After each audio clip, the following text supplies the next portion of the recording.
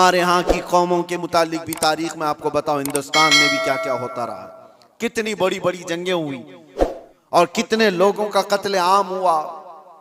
राजाओं के महाराजाओं के तख्त हासिल करने के लिए एक दूसरे की लड़ाइयों में कितने गिरजाघर तोड़े गए, कितने मंदिरों को तोड़ा गया, कितने माबदों को तोड़ा गया। ये सब चीजें तारीख में मौजूद हैं। लेकिन दुनिया इन सब से आंख बंद करके एक तरफ टारगेट की हुई है, सिर्फ इस्लाम, जबकि सबकी तारीखें भरी हुई।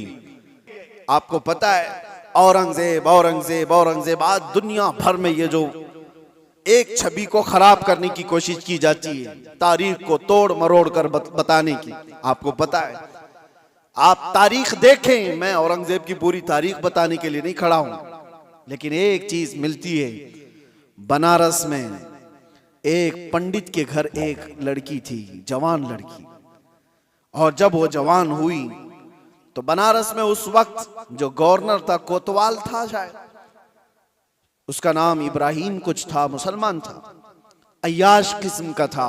लड़कियों के ऊपर डोरे डालना, उनको पकड़ना, उनको अपने हरम में जीनत बनाना, ये उसके काम थे। अब ये खूबसूरत जवान लड़की पर वो फिदा हो गया, आशिक हो गया, और उसने किसी भी तरह से इस लड़की को हासिल करने के लिए एड़ी चोटी का जोर लगाया। और आखिर में आकर के हुआ ये कि उसके घर के अतराफ हिसार हो जाता था, घेराबंदी।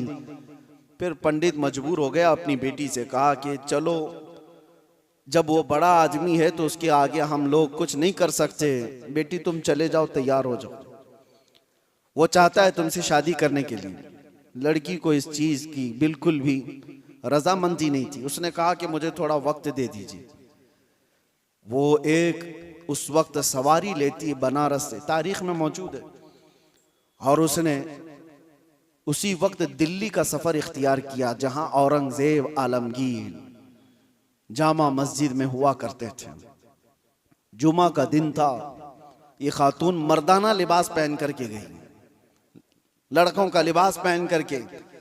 जब बादशाह इस्लाम उस वक्त के सुल्तान निकल रहे हैं और लोगों से उनकी हाजतें पूछ रहे हैं, उसी वक्त ये लड़की खड़ी थी। औरंगजेब ने अपनी चादर उठा करके दे दी और कहा, बेटी इस लिबास में तुम्हें अच्छा नहीं लगता, तुम अपना चेहरा ढाक लो, तुम अपना सर ढाक लो, और तुम्हारी क्या हाजत है। तो उसने कहा कि मेरी हाजत कुछ तवील है, मैं आपको तनाई में सुनाना चाहती हूँ। बुला लिया।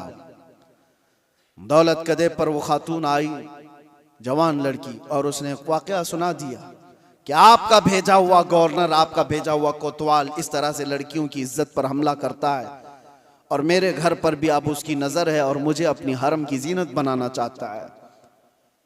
तो औरंगजेब ने कहा कि ठीक है, वापस जाओ, तुम्हारे बाप से कहो शादी की तैयारियां कर लें। वो लड़की मायूस हो गई, जिस चीज के लिए मैं बनारस से दिल्ली का सफर करके आई थी, बादशाह भी यही कह रहा है, लेकिन एक दिल में हो एक आस थी कि बादशाह ने मुझे बेटी कहकर पुकारा। वापस वो आई, अपने बाप से कहा, बादशाह ने तो ये कहा। बाप ने कहा कि बेटा अब कहाँ इंसाफ है, तुम तैयारी कर लो। डोली सज गई और शादी का दिन भी आ गया। वो जालिम अय्याश कोतवाल अपने सिपाहियों समेत इसकी डोली उठाने के लिए आया और रास्ते भर में लोगों पर लुटाते हुए जा रहा था। और जैसे ही बीच रास्ते में पहुंचा, एक फकीर आया और उसको कहा कि मुझे भी कुछ लुटाना चाहते हो? उसने कहा नीचे जितनी गिरी हुई हैं वो सब उठा ले। उस फकीर ने उसको बग्गी से नीचे खींच लिया।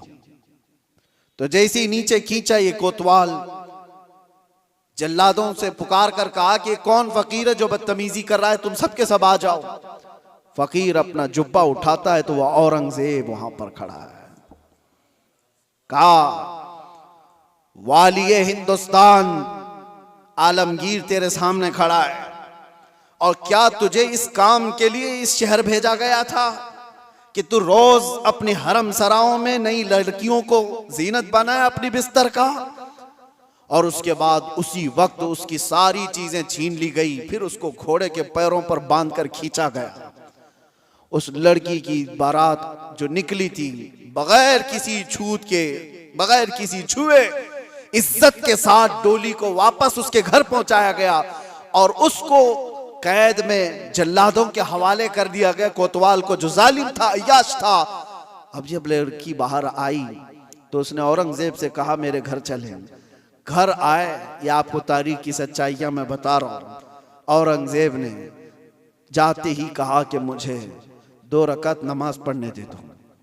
2 रकात नमाज पढ़ने के लिए, ये किसी और का घर नहीं, एक पंडित का घर है। नमाज पढ़ने के लिए जगह दी, नमाज पढ़ा। औरंगजेब ने कहा फौरन मुझे पानी दो, शिद्दत की प्यास लगी है। पानी ला करके दिया गया घर से। औरंगजेब ने पानी पिया। उसके बाद जानते हो, आंखें खोल कर देखी और कहा जिस दिन इस बेटी ने मुझे दिल्ली में आकर अपना किस्सा सुनाया था, उस दिन से अभी तक एक कतरा पानी मैंने हलक में नहीं डाला। मैंने तय कर लिया था जब तक इसको इंसाफ ना मिले मैं पानी नहीं पीऊंगा। बेटियों को लोग दूसरों के हरम सरा में पहुंचाने वाले, तारीख इस्लाम को तोड़ मरोड़ कर पेश करने वाले, जरा इस तारीख को भी देखें। और मेरे अजीजों, ये ऐसी वैसी बात नहीं। उस पंडित ने बादशाह औरंगजेब के इस एहसान को याद रखकर उस इलाके को, उस जगह को जहां उसने सजदा किया था, बादशाह ने हमेशा के लिए मस्जिद तामीर कर दी। ये तारीख में मौजूद है। मैं आपको सिर्फ और सिर्फ एक झलक बता रहा हूं। इस्लाम ये काम नहीं करता कि अपने रिवायात को, अपने उसूल को जंगों में और दुश्मनों में सब तोड़ दिए जाएं और अपनी बेटियां भी किसी के यहां भेज दिए जाएं। ये इस्लाम की फितरत में नहीं है। इस्लाम उसूल की सच्चाइयों पर चलता है। अजीज़ान गिराम वक़ार, अल्लाह तबारक व तआला हम सबको कहने सुनने से ज्यादा अमल की तौफीक अता फरमाए और रब तबारक व तआला इस्लाम की सच्चाइयों को हमें खुलकर इजहार करने और बयान करने की तौफीक अता फरमाए। मौला करीम ईमान पर जिंदा रखे और ईमान पर हमारा खात्मा अता फरमाए। व आखिर दावाना अनिल हम्दुलिल्लाहि रब्बिल आलमीन। अस्सलामु अलैकुम।